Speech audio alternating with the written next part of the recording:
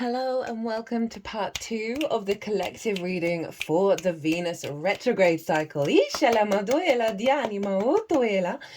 and welcome. My name's Chloe. I work with card divination, astrology, and as you just heard and as you can see, I channel multi-dimensional energies through my body, both in the form of physical and vocal light language. All of this will be happening throughout the reading, bringing in healing, attunement, and activation codes to the messages that want to come through for us all, my loves. Venus went retrograde today, the 2nd of March here in the UK. It would have been late on the 1st for the Americas. She's starting off her retrograde phase in Aries, and I covered the Aries energy in part 1, and now we are going to be looking to the Pisces energy. So if you haven't caught part 1, I go into retrograde energy, focus on the Venus in Aries, which is the first part of this transit.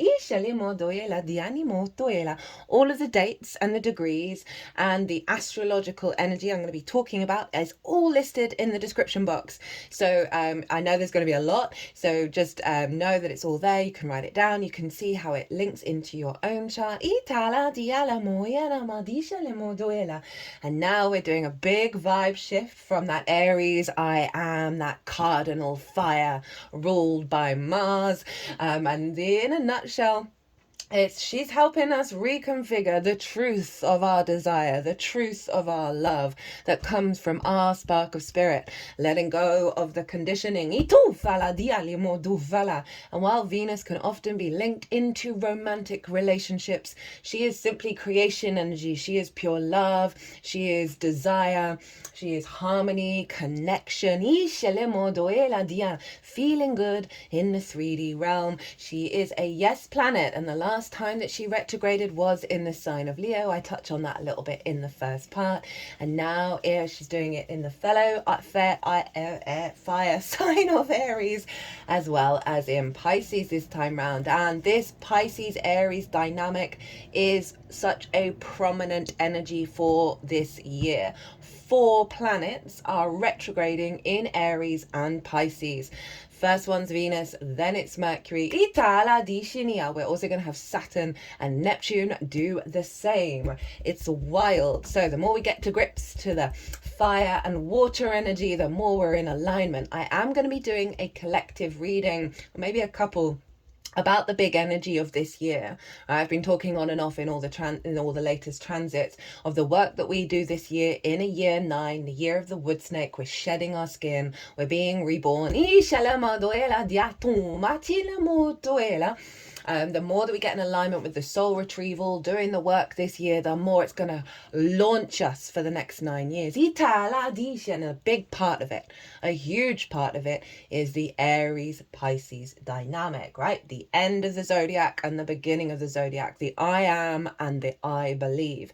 In a nutshell, we are learning to trust in source. We are learning to trust in synchronicities, in the non-rational miracle possibilities of abundance, while getting in alignment with our true autonomous I am spirit, that Aries energy that wants to go forth into new territory, to experience life through its own understanding and not being told what to do.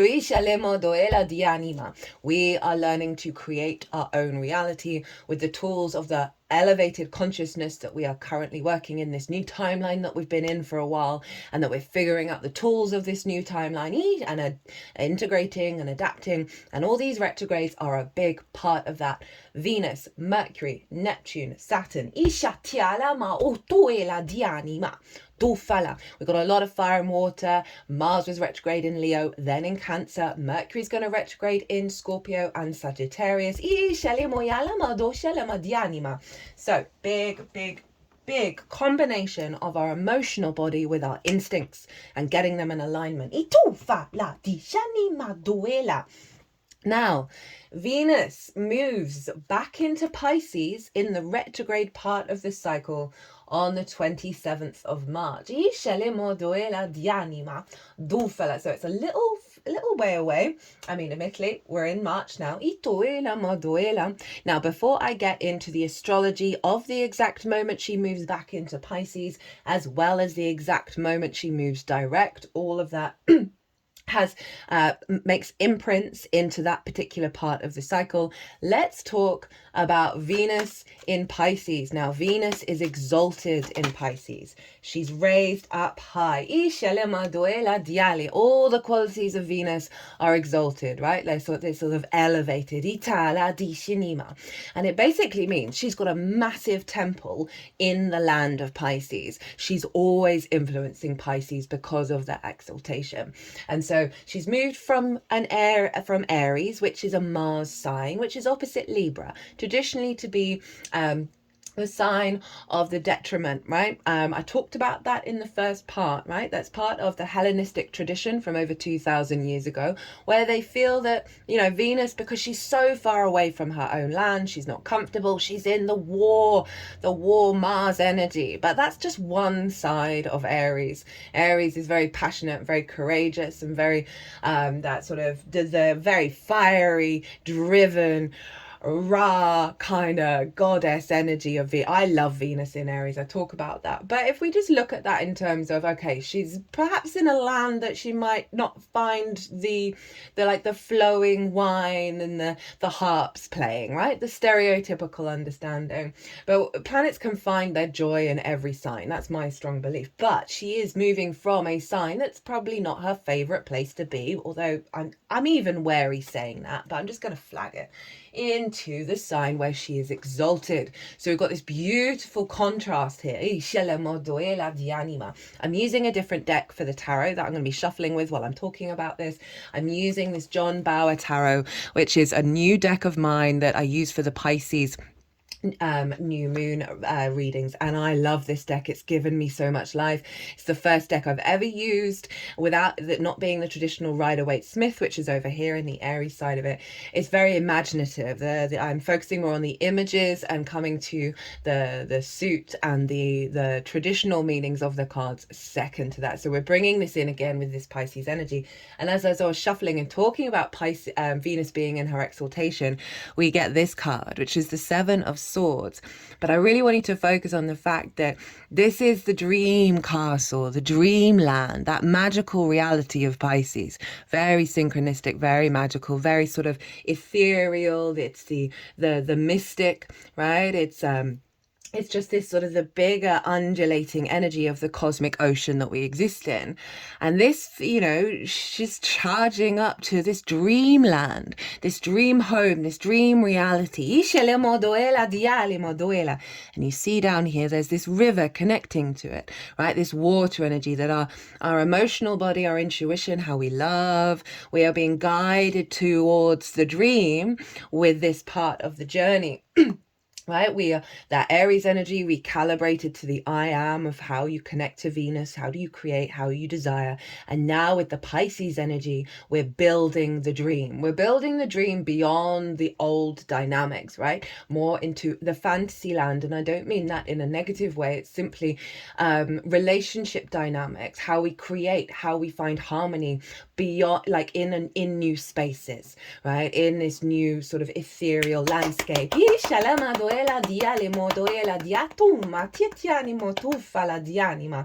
that's it's the Seven of Swords, and for me the Seven of Swords is about thinking differently, thinking beyond conflict, and being able to elevate the way that we perceive our reality and how we react to that reality. So I love that that's such a beautiful card to come off. If you think this figure is striving towards the temple of Venus. Today, at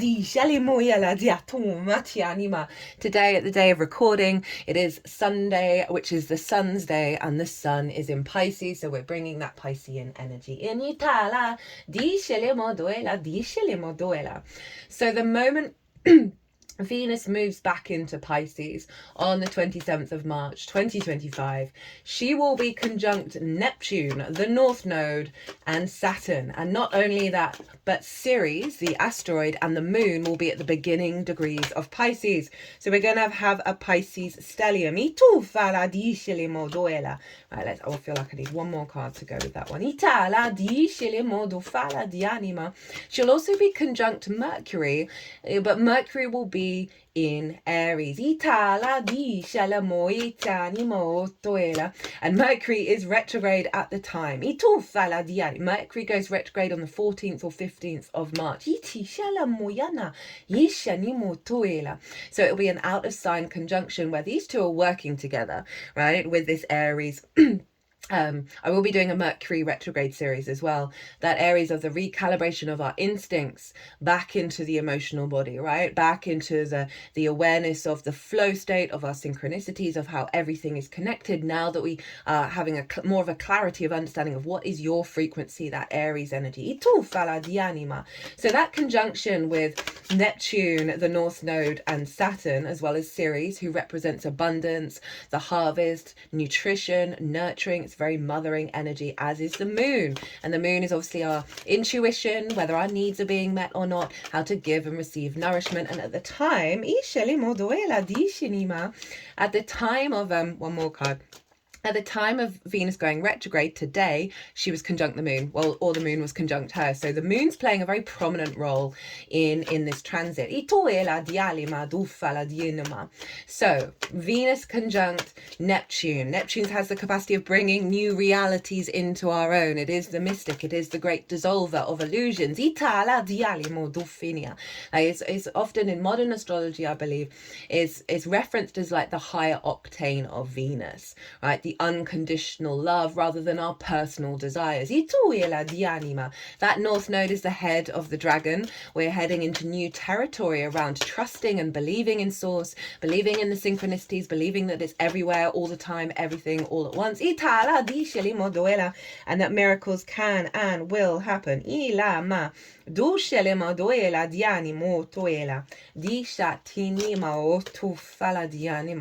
I'm really striving into new spaces with that around.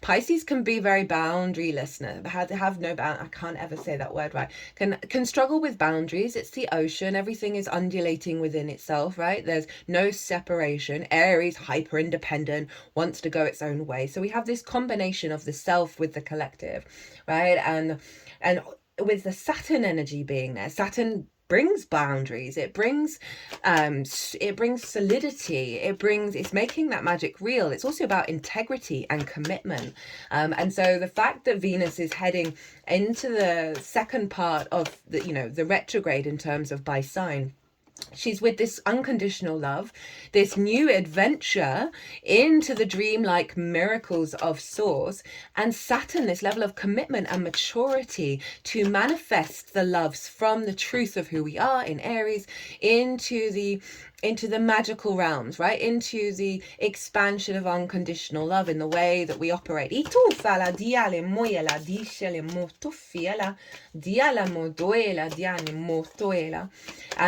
Venus will also be sextiling Uranus. Now, this is a very powerful, liberating energy. Uranus is in Taurus, ruled by Venus. So there's a real sense of connection, of the liberation to align us with the path with our deeper connection to source. And again, it's re-establishing what came through with the Aries segment of letting go of distorted love languages. And that's not just in romantic relationships, it's how we show up with anything, really. Away from self-sacrificing, away from a lack of value.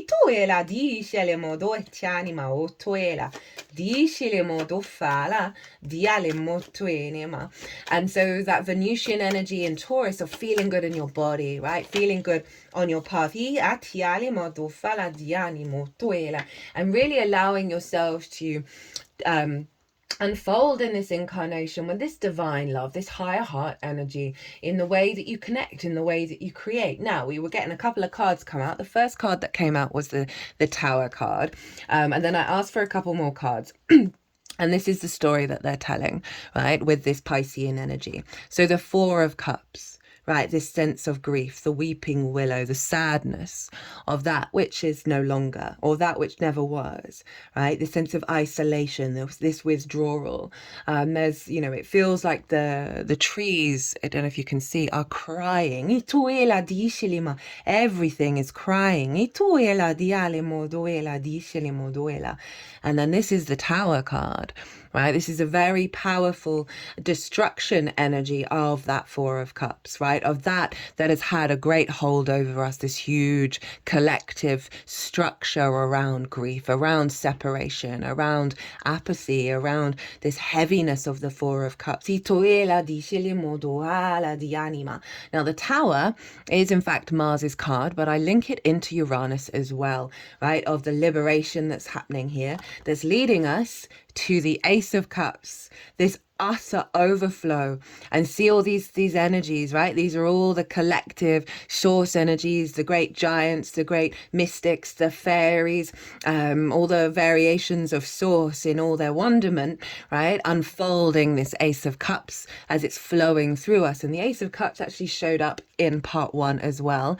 And then we have the 10 of Cups, which also showed up in part 1, of us riding towards our love, right? Of the embodiment and the joy of existence, right? These figures are also in a forest, but those trees are not crying. In fact, we've got these majestic birds that this looks like a peacock, right? The multiplicity, think of all the feathers, the illumination, the beauty of the experiences that we're having as we move through the world. There's a sense of liberation in this figure. There's a lightness of their being. That they're not being, you know, compared to this, which is a little more faded in the color, a little bit more muted. Now there is a vibrancy, and we've got this beautiful sort of very protected golden energy that we're moving through the world. We're protected from the danger in the trees, and all we can see is the beautiful illumination.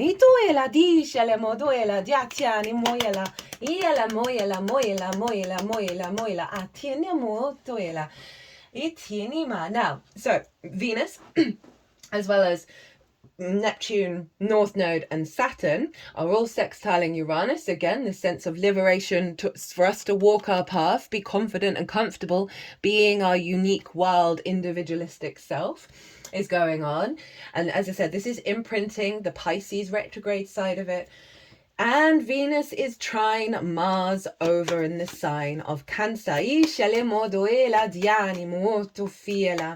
this is a very Mars energy, right? On the horse, the movement, the motivation, the drive, the action that we take, right? And this feels like Mars protecting Venus as she's going through her retrograde in order to uncover the capacity to manifest our true heart space out in the world. Shala mauto fiala diala moyani modufala diatuma jini moduela. This card came flying out. This is the Lovers card. Mars and Venus, the masculine and feminine of it all. I mean, obviously they have their yin and yang within themselves, but this is within all of us, right? It's not sex specific. This is the unification of them in that trine. Trine is ruled by Jupiter. It's a big yes energy. It's a free flowing energy, inspiring, bringing things together in order to elevate and expand and bring a greater knowing, which brings confidence and a sense of abundance and a generosity of spirit, right? Our water bodies are being in alignment. Our love, the unification of the masculine and feminine within us, so we can play, we can dance to the rhythm of the ocean. Dishale moduela dianima otoela utufala diacanima isha nimoyana isha namoyani alimo otoela dishale moduela dianima. And while Venus is conjunct the North Node, she is opposite the South Node in Virgo, and that is helping us condense and release fear, over worry, over planning, judgment, criticism. That Virgo is very good at observing that which has gone on before, and then seeing patterns and expecting patterns to repeat themselves. That South Node in Virgo is letting us go of that, letting go of that rational mind that blocks the miracles, blocks our true faith and belief in that Source has the capacity to create our dream reality for everyone. It's just the denser frequencies that we incarnated in. We're having to work through them wisdom to get to this. And everything that's happening this year and next year is helping the setup for us to truly embody our own realities at our soul's frequency. And that Virgo energy is being condensed and distilled into essential oils for us to be able to facilitate the magic of Pisces. And what the card we got for it? The Six of Pentacles. Stripping ourselves bare in order to come back into the warmth of Source. And Isha, this is the Six of Pentacles. This is rebalancing away from scarcity mindsets.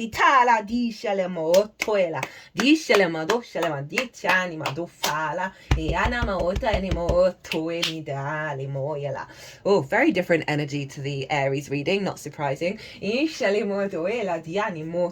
Now, whereas Mars is ruling Venus during her Aries transit, in the sign of Pisces, she is being ruled by Jupiter. And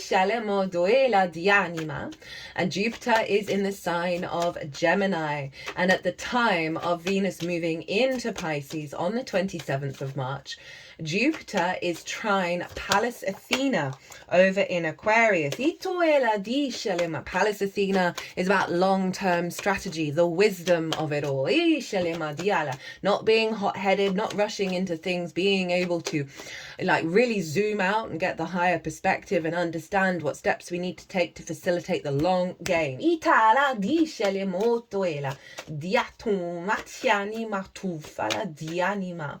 And Jupiter will also be squaring Ceres in Pisces, right? So we've got this free-flowing support energy between Jupiter, the bigger picture of it all, the abundance, the feeling good, the sense of higher wisdom, the integration into the bigger picture, along with Pallas Athene in alignment with each other, right? That Aquarian energy of the universal truths of it all. Jupiter in Gemini is helping us release limiting beliefs by creating new neural networks, new neural pathways, allowing us to be more playful and curious and open to different ways of thinking. We're going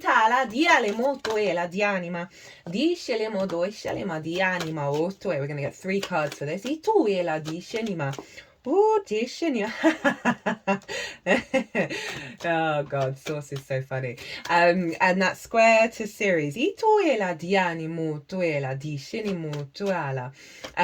Pisces, right? Of being able to build with that magic, the harvest, right? The abundance, the nutrients that we are getting from Source, with Ceres being in there, right? The sort of being able to facilitate the abundant nature of the universe with Ceres in Pisces, squaring Jupiter in Gemini of let's build, right? Squares are linked into Mars, so it can bring conflict, drama and frustration. So it's probably going to highlight where there's a lack of that, because it's coming up to the surface in order to dissolve and for you to realize, oh no, that's not how I think. That's not the bigger picture for me. Thanks for showing me that so I can understand what's actually my truth. But squares for me are all about building, manifesting in the 3D realm. All right, we got 4 cards. And so Ceres is building with the neural pathways that Jupiter's expanding and getting a bigger picture idea of that playful, curious Gemini energy. They're building together to instill a framework around abundance, around the harvest, around taking care of yourself, nurturing yourself. And so that's all influencing Venus. And the cards that we have, the one that made me laugh was the 8 of Swords. This is Jupiter in Gemini. So this is this very much feels like obviously Venus decompressing, releasing, softening, surrendering to the bigger picture, but being protected by Jupiter while we do so, while we're reestablishing these. Oh, my left ear just went out and now there's a ringing in there. Of reconfiguring how we love, how we desire, how we bring creation and flow into our lives from a place of surrender, right? And really bringing the cosmos into it, but also being very protected by the earth. And that feels like that's being tied in with that South Node in Virgo energy of allowing the space for us to dissolve and release old patterns, that is giving us the strength to build in the 3D world. We then have the Two of Wands, right? Being in your power, knowing after the decompression, you're going to be drawing towards you that which serves you, that which manifests. You're not having to go out and strive for it and claw at it and be in competition for things, right? Things are coming towards you. And then we got the Page of Cups. Love that, right? This is messages of love, communication through love, right? The opportunities of love. The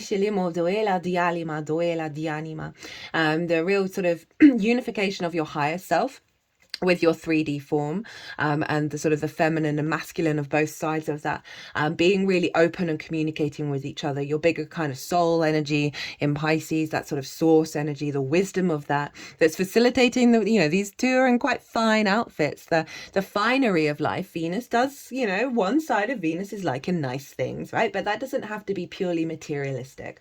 Not that there's anything wrong with it. Everything in moderation, including moderation. I'm a big fan of gold jewelry. Yeah, I've got Venus in my first in the sign of Leo. So there's this, through this sense of decompression, letting go of limiting beliefs, then standing in your throne, in your power, things coming towards you, this awareness of the dissolving, of the integration. So you're recalibrating back to your sense of self, that there's an opening up new pathways of miracles, of synchronicity, of alignment with you, with source, that's allowing more abundant experiences to come in. And again, that's tied into, this feels like that Pallas Athene of seeing the bigger picture, right? So having the bird's eye view and being able to intuitively and instinctively, because it's fire, but we're working with Pisces here, of what's coming towards you on a very deep rooted intuitive level, where you're not scrambling around of, oh, I need this, or I should go here and I should do that. It's reorientating, that you're drawing things towards you, that is of a nature of alignment with source, that's creating more abundance, whether that's love, whether that's material things, but whether it's sort of inspiration for your creative outlets. And then we have the Moon, which is the Pisces card. Look, this is a new deck for me. Shut up. This is powerful. Yeah. So the retrograde is the observance of the unfolding, right? Seeing more messages, seeing more signs and clues of where you're heading to the future, right? Post the retrograde. And this is just you now on the elk, right? You've decompressed. You're more in alignment with your intuitive body, with your love body. And you see she's wearing a crown here. There is no crown in this picture, right? Of Venus reclaiming her power, reclaiming her sovereign nature.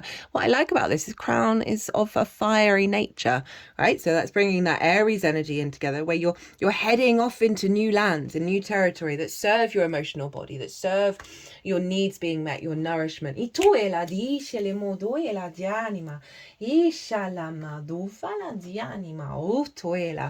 Ooh, that's powerful. That's really powerful. It feels very strong, but there's a softness to it. Venus will go direct on the 12th or the 13th of April. It's the day of the full moon in Libra, which is wild. Obviously, Libra is ruled by Venus. And when she goes direct, she will be conjunct Ceres, Saturn, the North Node, and Mercury. She'll also be conjunct Neptune, but Neptune by this point will have moved into Aries. Neptune moves into Aries on the 30th. And Mercury moves into Pisces on the 30th. So we've got a switcheroo there, which I'll talk about in that Mercury retrograde. But this direct motion, it now conjunct Ceres and Saturn, right? The ability to build for the harvest, to build for that nourishment. Again, again, that North Node energy of allowing us to head into new territory around the capacity to build and create and bring nourishment into our lives that are beyond the old paradigms. And to communicate from that place of love, from that place of synchronicity, from that place of magic. We've got a lot of similar energy from what we had with her entering Pisces, obviously. She'll still be trying Mars and also sextiling Uranus, so it's doubling down. That Pisces energy is very consistent, right?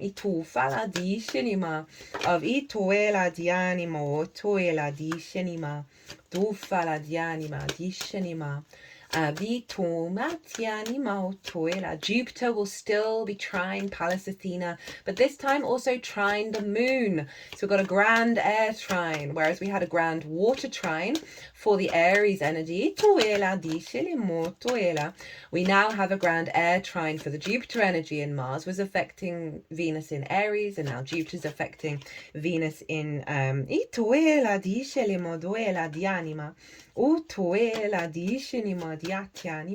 in Pisces. And Jupiter will still be squaring Ceres. That will be happening throughout. So it's big building around abundance.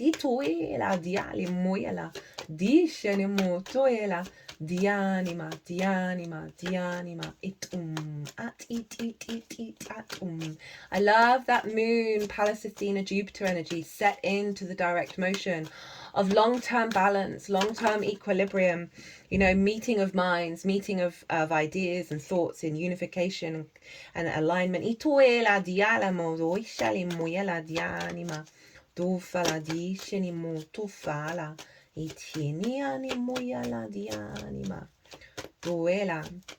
So this is when we start to really work with everything that we've been learning over this whole retrograde cycle and really put it into practice and see momentum moving forward. We're going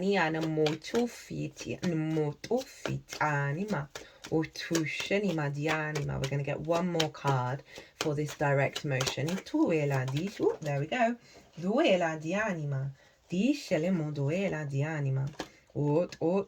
Ishalama dianima, dufala dianima, dishinimo otoela, dishanima. So we've got the 10 of Wands in reverse, the 8 of Cups, hello Saturn in Pisces, the Hermit card, the Page of Pentacles, and the Queen of Wands.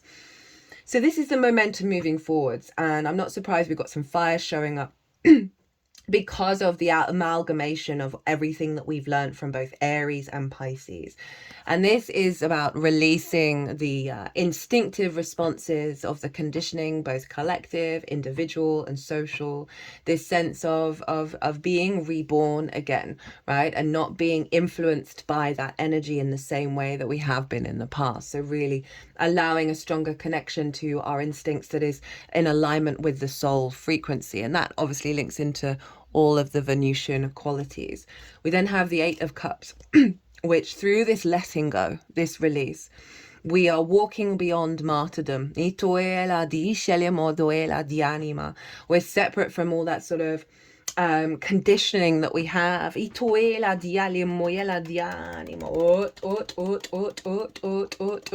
you know, obviously that can definitely link into romantic relationships or creative blocks, or this sense of disharmony, or this sense of disconnection, of not being in flow, of not feeling abundant. And with the Hermit, we've uncovered so much wisdom about how we then build with it in the 3D world. And speaking of building in the 3D world, with that Page of Pentacles, we've got all the resources within us. And this is almost like the Hermit here, in with the grey cloak here of wisdom. We're now taking what we've learned and putting, you know, pages of very sort of fresh energy energy. We're taking it out on the road. We're being more playful with how we operate in the 3D realm, because we're, you know, even though this is quite a dark image, right? They're holding these things, right? They're holding this, you know, there could be anything in there. It could be coins, it could be gems, could be wisdom, could be potions, could be crystals, whatever it is. But we have the resources. So again, it's stepping away from that scarcity and how we communicate and how we see opportunities around us, because we understand the resources that we have within us, because we understand that autonomy of that we're no longer seeking things from the outside world that fulfill our love, that fill our desire. But it doesn't mean that we don't have those pleasures, we don't want those things, but we're no longer in a state of lack when we're operating in the field. My third eye's throbbing at that. And then we have the Queen of Wands. Queen of Wands showed up in the first reading as well.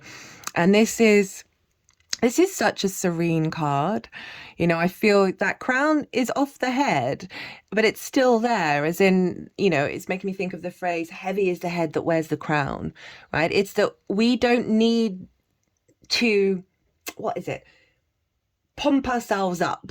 We don't need to hold court. We don't need to be the one with all the authority. We're serene in knowing our own divinity, right? Our own beauty, our own power, and it's also this very sort of mystical energy, mystical here of like, but the rebirth, we're coming up to the spring equinox of the new growth coming through, right? But we're not trying to dominate. In fact, we're in a serene flow state of drawing things towards us that facilitate the Venusian energy.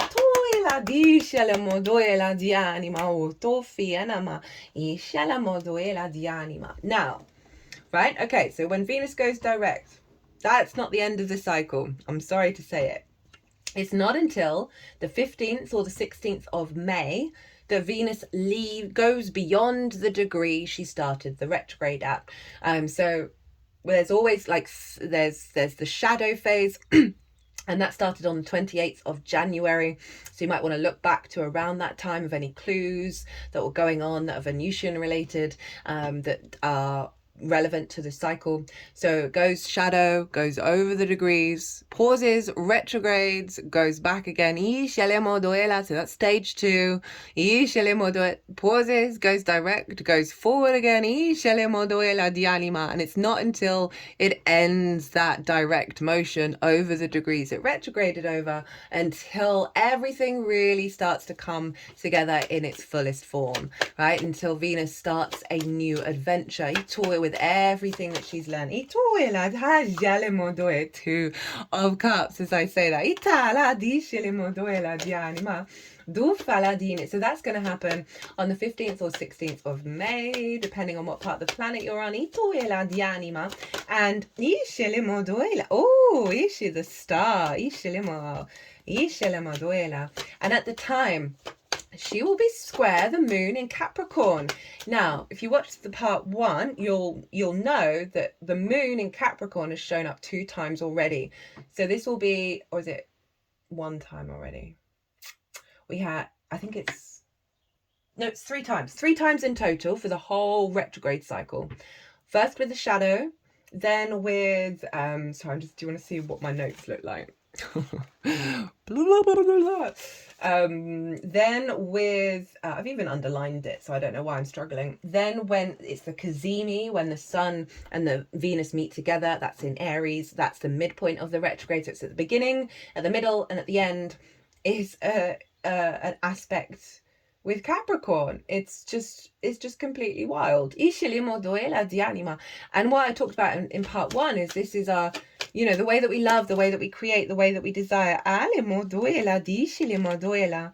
is in alignment with our longer term goals, is in alignment with the long term. So much of Venus can get stuck in addiction habits in so many different ways, right? And we can get caught up in those cycles that can feel, it's like the dopamine, right, rather than the serotonin. And that Capricorn moon feels like the serotonin, the oxytocin. I think I got that right rather than saying the drug.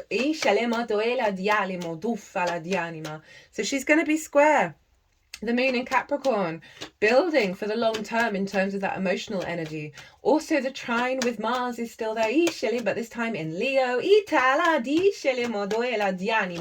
And she will be conjunct Neptune in Aries. I cannot wait to do the Neptune in Aries energy. Woof! Otoela dishenema lo ishene dianima otoela dialamador. Right, so we have some wild cards here. Itala, ufala dianima. Oh God, I love this deck so much. I love it so much. Itiale moela dianima. Dishele moduela dianima. So, this is the post-retrograde energy, right? This is all of this pulled together and condensed down.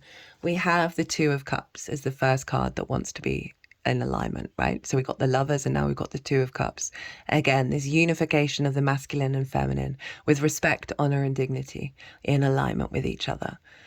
Deep healing, deep love, right? This can be outward as well as inward. We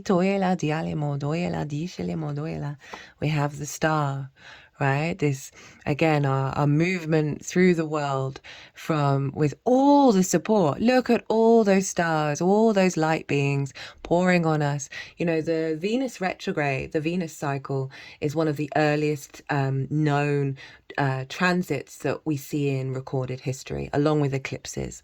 And so there's a real power of Venus, right? That illumination. And now she's bringing in the whole galaxy and all of that support, that sort of higher vibrational energy, that sort of more unconditional love energy as we move forward in the world, right? As we go and embody, this is a full embodiment of that high vibrational frequency when it comes to Venus. And again, not based on the sort of the heaviness, the dense frequencies of scarcity. You know, as a sex-born female, I'm very aware that it's only recently that I, as a woman, is not deemed as chattel to either my husband or my father. Super recent. I'm quite an independent thinker, and not only that, but I now do the movements and do the light language, and I would have been locked up in a loony bin. There is all put in a nunnery.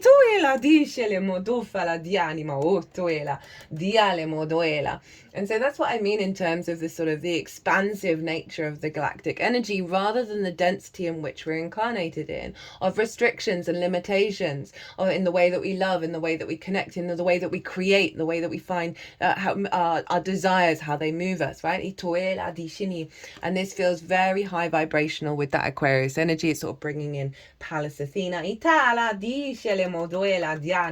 who's helping us like love and desire and create in ways that deeply nourish us, and that's down to Ceres as well. You know, Aquarius is very egalitarian, right? Very utopian, right? Everyone is a being of love, right? Everything is unified. Why are we judging, right? Why are we in separation? You know, sometimes we can have desires that other people may think are trauma responses or addictive and not good for you, but only you know, right? You know in your heart of hearts whether, oh, this probably wasn't a good idea, oh, this doesn't feel good afterwards. But then when you do those things and you don't, and it gives you life and it gives you energy, that Aries energy is about walking your own path and trusting in how your heart wants to be.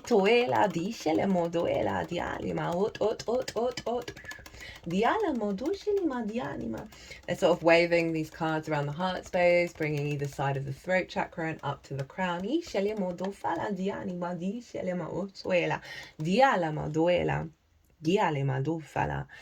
then we have the Nine of Cups. Oh, so beautiful. The support and wisdom from Source. And now this figure, she's decked out in her finery, having gone from being naked and bare. And that finery represents your full manifestation and embodiment of your love for self that then vibrates outwardly. And then we have the Devil. Hello, Capricorn. I love this card, this vision of the Devil, right? And so Capricorn is about building for the long term, the horn god. was our yang masculine outward manifestation of abundance. You see these grapes? They represent the harvest. And these are falling down to us on the earth. There's this sense of the liberation of the density of the devil, right? And now this is being raised up back into its true form of co-creating with source to manifest in the 3D world. My third eye really is throbbing. And then the Queen of Swords. I love this image so much. It came up for the first time in a personal reading just the other day. And this figure, you see these geese? Can we get this in alignment? This is being guided by source, guided by the messengers. In fact, this morning, a huge herd of geese went over, but I love hearing geese, guiding us to where we need to be, that homing signal, right? That intuitive understanding of where to go and what to do. But this figure, you see, there are leaves coming from her heart space, falling to the ground. This sense of, through this sword energy, this perspective that we're instilling, right, of following our true heart that's in alignment with source and the nourishment within ourselves, allows us to create, bring our magic, bring our desires. Our desires are floating to the ground to be born, to be manifest in the 3D world. I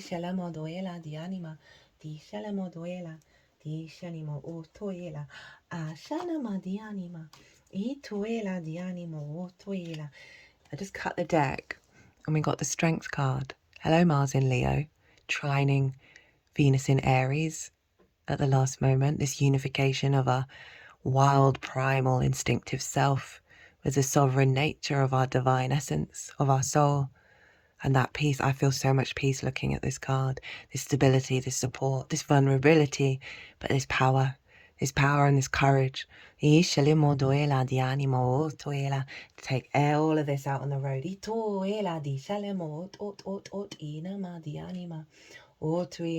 To be seen, to be loved internally and externally. Okay, so that is that. Let's get a couple of cards from two different decks. Oh, by the way, the oracle cards, I pulled them at the beginning. Before I did this transit, I'm going to be doing an oracle card reading to go through those oracle cards. And I think I'm doing a pick a card for this Venus retrograde. We'll see. I've got another crazy week happening. Intuition,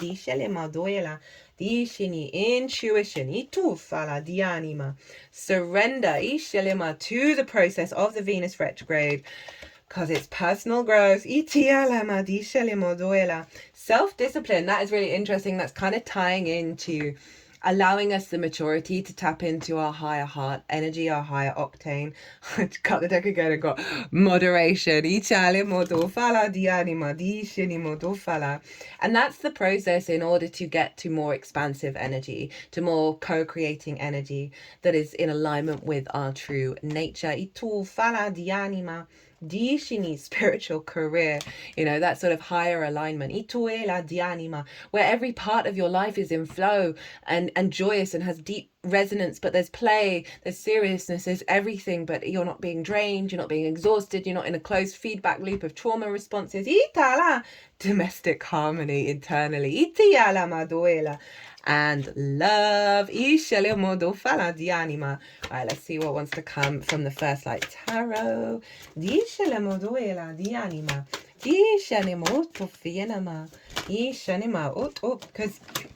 I don't know, I've never felt called to say that we create our own reality. Shut up.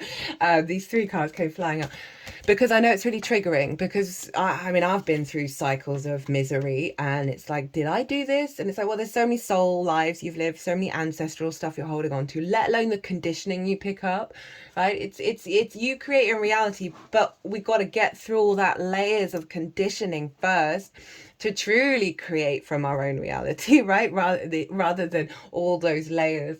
But Neptune moving into Aries with Saturn means we got to get right with our I am. We got to get right with who we think we are and let go of so much of what we're not. So we, as within, so without. At the bottom of this deck, at one point, was the Magician. it's not there anymore. Instead, we've got the Hanged Man. So that higher wisdom that leads us to the Magician, that I know I've got blocks within me that are stopping certain dreams and hopes coming through. I can feel them dissolving, but I'm showing up every day. I'm doing the work every day. It is relentless, but the joy I'm getting, the freedom I'm getting, the lightness of being that is being established, this trust in this deeper knowing of my true dreams, like that were limited of like, oh, that's not quite possible. I've got a Virgo sun. I'm going through a huge shift. We all are. It's a collective energy that's allowing us to walk our path from a place of integrity and therefore manifest at a higher level. It's reminding me, sorry, Mum, that I really got put off by manifestation when I was younger. My mum did a love spell. She was all into Wicca and crystals and astrology and tarot and all of that. And she did a love spell and she got everything on the list that she wrote, but it was a weird energy and there were lots of things that were very, very strange about it that didn't work, right? And I was like, from that point, I was like, this isn't cool. I'm not okay with this. And the journey of going and pulling back the layers of who you think you are and really focusing on the I am of it all allows your true dreams to come through in such a beautiful way, and a level of trust of knowing that it is going to unfold is so utterly profound. And this is the setup for that Neptune in Aries, which will be amplifying the I am of as within, so without. So I would always recommend to anyone, do the inner work, the soul searching, the get to the root energy of what it is that you truly love, what it is that you truly desire. What emotion does that make you feel? Tap into that, rather than, it's got to be this way, this way, this way, this way, this way. It's got to tick these certain boxes. It's more the emotion, because source can co-create and top trump you in ways you cannot imagine. So the cards that came out, we have source, love and light, lol, strength, hello, Leo energy, telepathy, intellect, intuition, animals, again, kind of summing up that last card that we got, of a heightened level of that vulnerability, that heart space. Leo rules the heart, right? To really be in flow and intuition with that, with your mammalian side, with your reptilian side, all the different parts of your primal earthly bound energy, and bringing that into a higher mind state and creating beauty on this planet. Tiale moduela di anima, ela, dice le moduela, ela, ialamo oela, ialamo oela, alamo osh, di anima, ashini muyana. And then the lovers, union, matters of the heart, choices, physical love. Ishe le moduela, dice le moduta anima. Ooh, we got the portal card. It's my favourite card from this deck. Right, we're going through a portal, guys.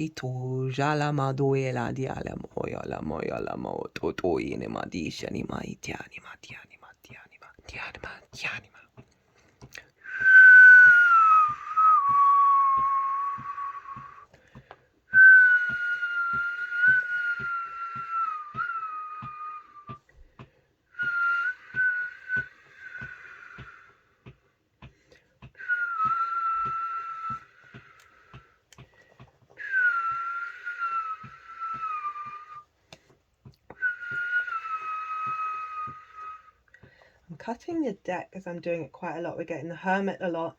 We're getting karma, domino effects, lessons, children, the devil, releasing of addictions as I'm doing this work. Itala dialimo. Emotion, control of self, star, potential, success, happy endings, promising beginnings. Messages, and open mind. Dianima do fala dianimo shinima. Temperance, balance, miracles. Ishelimo do fala dianima.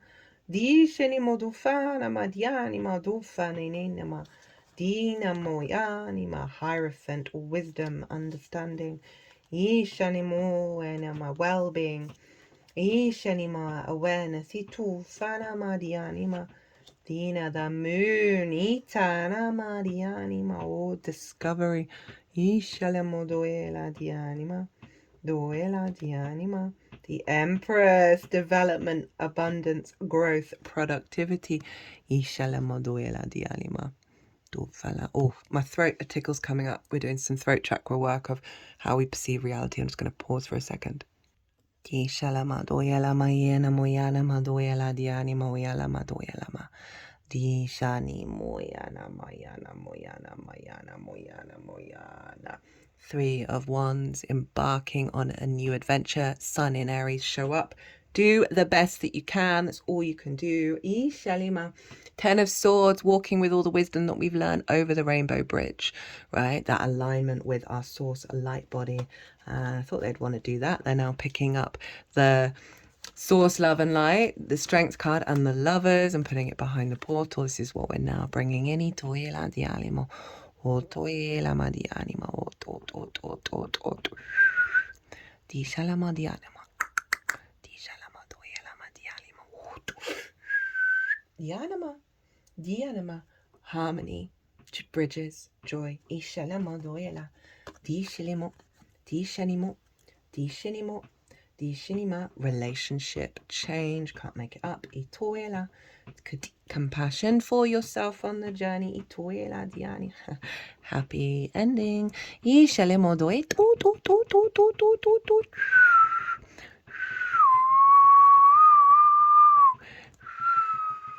Yalema dishenimo duela dianima. Dishenimo duela dianima duela. Right, I want to use one more deck. One more deck. It's from the Oracle of the Radiant Sun. You know, the sun is exalted in Aries. We've got manipulation in reverse, no longer being manipulated. Companionship. The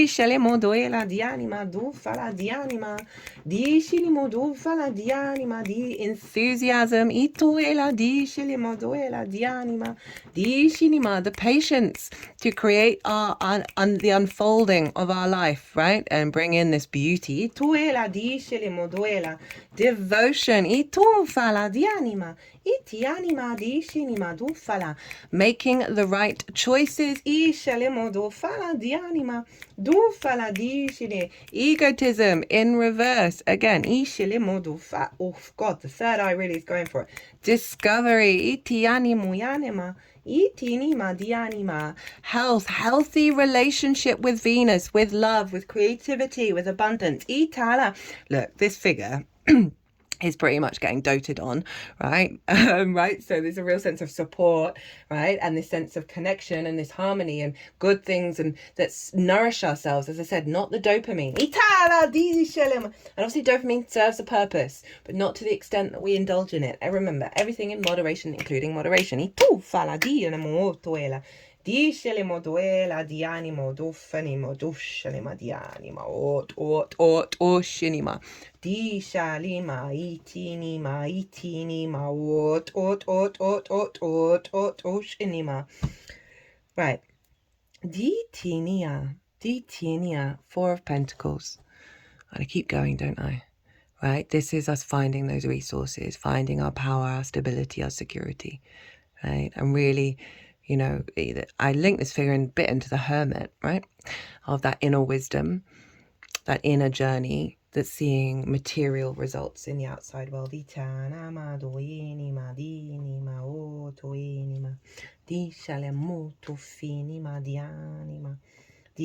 And Venus is linked into money. There's no getting around it. And we just happen to be in a dynamic where money brings things that make us feel good, right? Roof over our head, food in our belly. There's no shame in it. Money is just treasure. And it represents freedom. It represents choice. It represents the, non-scarcity at all. And that Four of Pentacles is very much about not being in a scarcity mindset. Which I think is in a nutshell, right?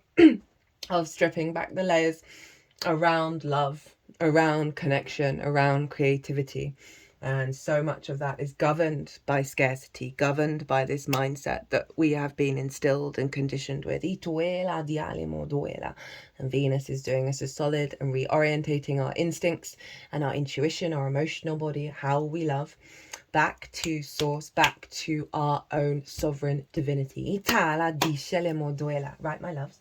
I'm going to leave it there. I hope you enjoyed this reading. I hope it resonated. If it did, hit that like button. Leave me a comment. What happened to you today? What little clue did you get from Venus about what this retrograde's all about?